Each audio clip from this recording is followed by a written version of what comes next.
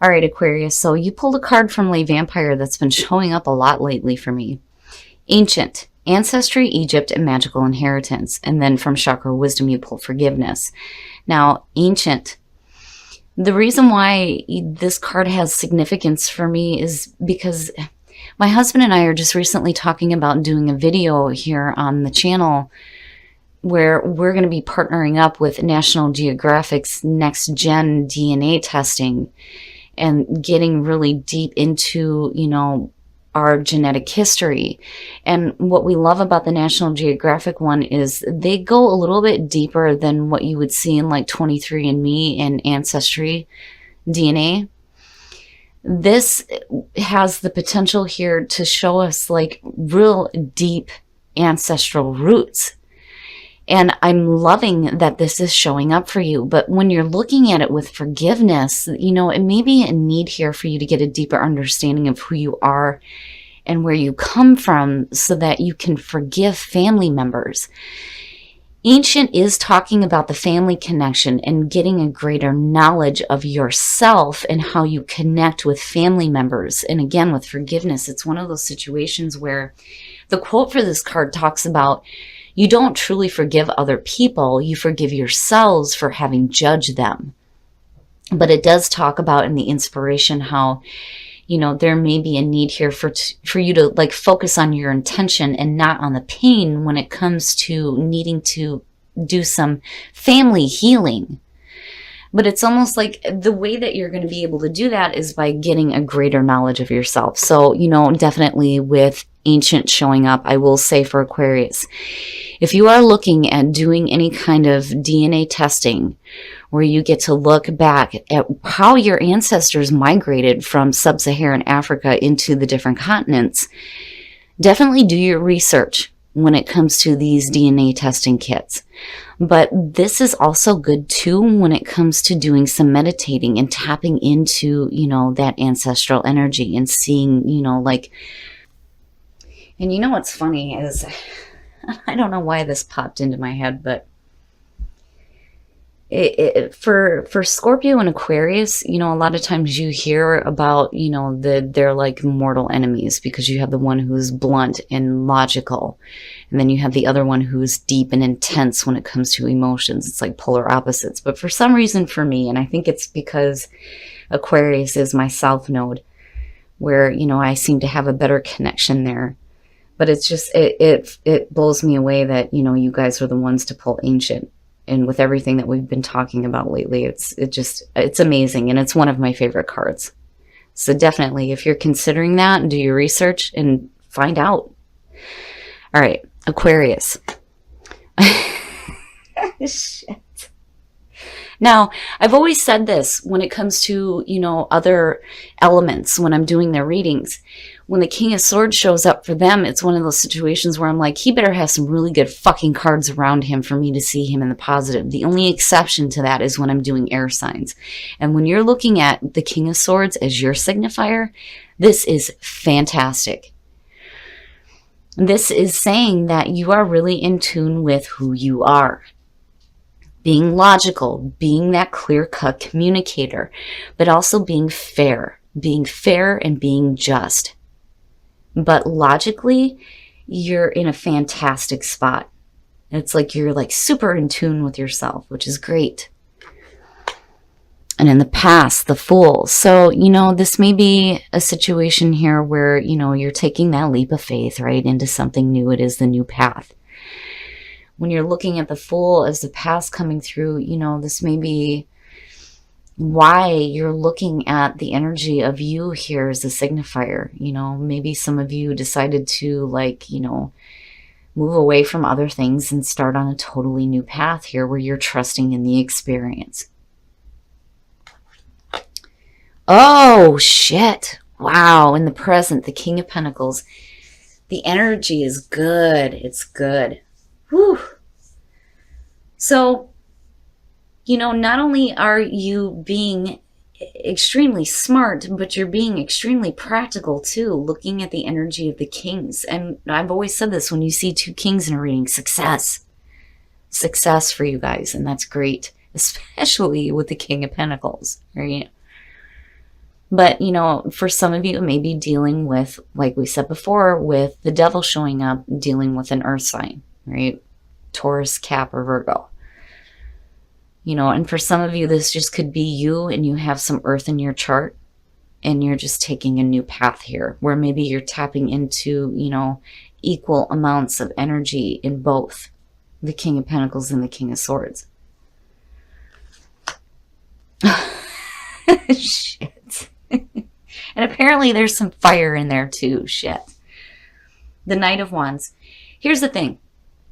When you're looking at this in terms of you, right? You're perfect. You are perfect. Your focus is exactly where it needs to be. You are in tune with yourself. You know what you want. You're clear cut and you're able to make good, decisive decisions that are practical on top of that. But you also have this feeling of passion. The Knight of Wands is one of those cards where, you know, he's off. He's going after his passions. He comes in like a fucking whirlwind and there's all this passion surrounding him and he's off to the next, right? And it's good to see in terms of like messages coming through, you know, and then when I see the Knight of Wands too, I think of traveling. And that's funny. It's funny because I've always said when Mercury goes retrograde, it's one of those things where there seems to be people traveling a lot, doing a lot of traveling. But overall, you look great.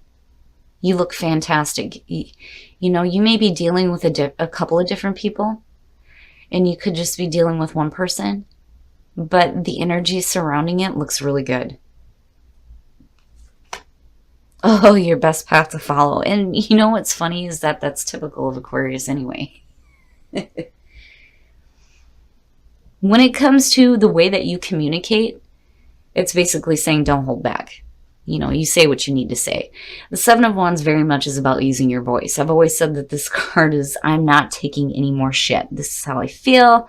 This is where I stand. This is what I think. You know, if you have people that are opposing your viewpoints, that's just tough shit. You know, I really do feel like Spirit is saying you need to speak up. You know, don't ever let yourself be silenced. Even if somebody doesn't agree with your own viewpoints, to hell with that. You know, you have the right to say how you feel and what you think. But I'm not seeing anything bad, you know. I mean, yeah, you could be dealing with somebody who's coming through that, you know, maybe like, well, wait a minute here, you know, what about this, that, and the other thing, you know, and you're just like, no. Like, I know, like, I understand the situation, and I'm going to tell you about it, you know. I just kind of worry looking at that and looking at forgiveness, you know what I mean? But then at the same time, you can't back down either. Oh, in your environment. Okay, here's the thing. If you are dealing with another person, and again, you know, when you're looking at the devil, you know, it could be a situation here where you may be dealing with, you know, again, an earth sign. You know, that may be coming through with a lot of passion, but I think you need to stay true to who you are, right? And make sure that they understand, look, this is me, right? When you're looking at the Two of Cups in your environment, you know, for me, this is more so about, you know, the bonding relationship. It's a really good relationship. But for me, you know, it does have the feeling of like love. And I say that because when you look at the Two of Cups, these people are so absorbed in each other that nothing else in the world exists. You know, they're sharing their feelings, their emotions, they're sharing everything. Everything's being reciprocated. And for you, it could be a need here for you to take a leap of faith into a new relationship that may be really passionate. But then again, when you're looking at the devil, you know, it's one of those things where, yeah, it could just be signaling that this may be a cap for some of you. And it could be a situation here where you just need to let go of the things that may be, you know, like holding you down. You know, and it may just be a situation here where you just need to use your voice, you know. Oh, your hopes and your fears. The Nine of Swords. Ew. Aquarius. When you're looking at, you know, first of all, when you're looking at your hopes and your fears, this has the potential to manifest. Okay, it doesn't necessarily mean that it's going to manifest. It manifests based on how much focus you put on it. And when you're looking at the Nine of Swords, this is feelings of regret, mental anguish and suffering, and bad thinking, bad negative thinking. It's all the mental shit that you do to yourself. You know, and maybe that's what you need to release yourself from. Bad thinking. Especially when it comes to, you know, a relationship.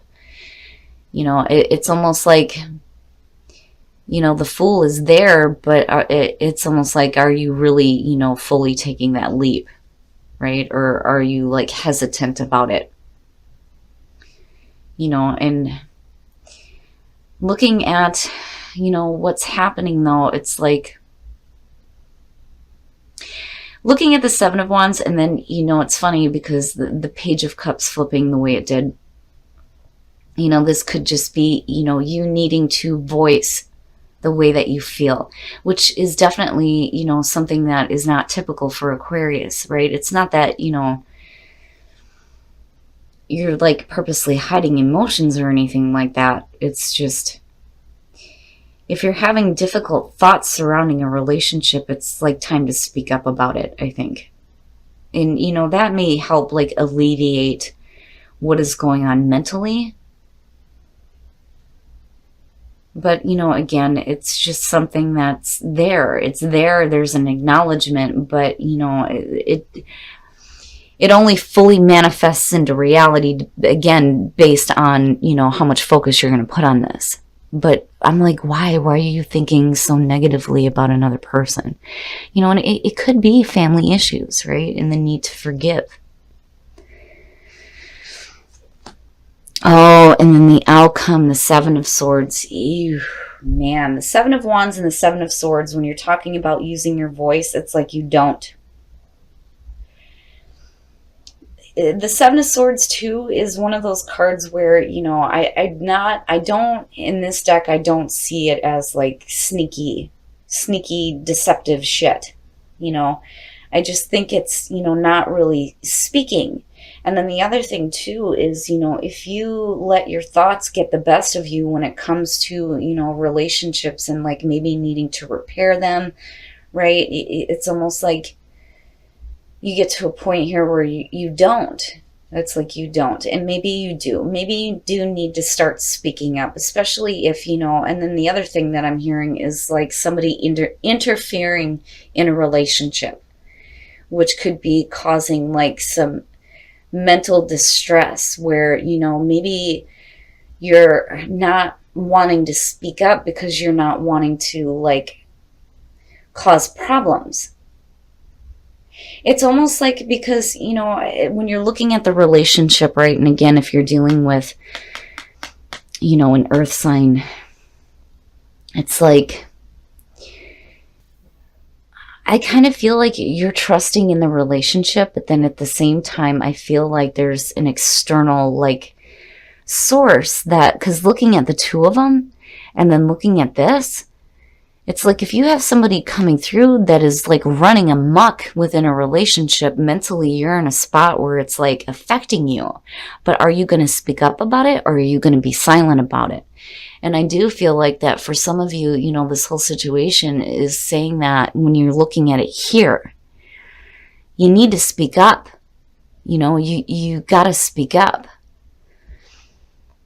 You know, I'm not seeing anything like horribly wrong within the relationship, you know, but it's just that I think you have, I think you have somebody that's like running amok within the relationship, and you're like, ugh, you know, and it's mentally just driving you nuts, and you want to say something about it, but you eventually don't.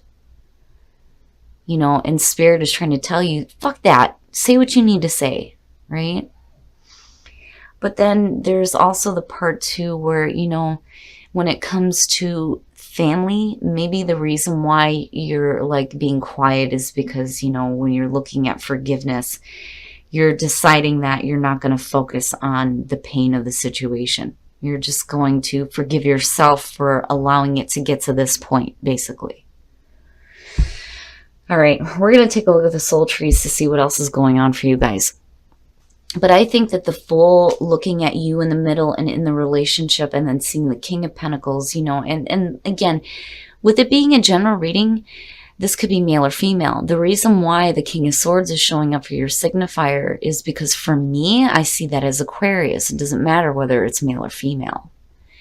To me, it's just saying you very much know how you think and how you feel about this situation. I think that you have faith and trust within the relationship. It's just that there may be, an outside meddling source is what I feel like, just looking at these two.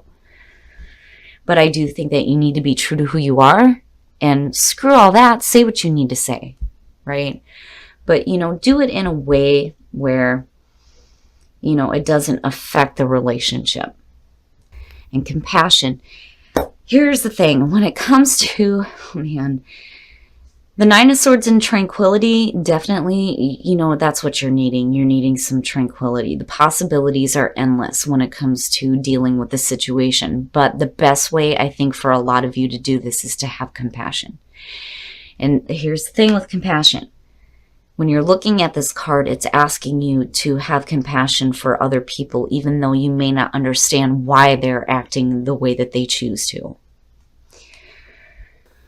Calling in your soulmate, your prayers and affirmations and visualizations help bring you together, and then release your ex. Wow, the time has come to clear your energy. Whew. Man. So, there's a couple different things. Now, when you're looking at, for those of you who are happy within a relationship, you need to let go of that energy. Calling in your soulmate, it's like calling in that energy within the relationship, right? And like deepening the bond. You know what I mean? It's like calling them in to help you do some healing, right? Like making a stronger connection within the relationship. But that is only when you clear out that energy. Now, on the other hand, this could have to do with, and I kind of get the feeling here that this has to do with your partner. And it may be a situation where they need to release their ex too. You know what I'm saying? But when I see calling in your soulmate, when I ask that question, and when I ask the question for what are the messages for couples, and I see this card, you're calling in your partner to act as if they are your soulmate and start helping you learn and heal through difficult situations.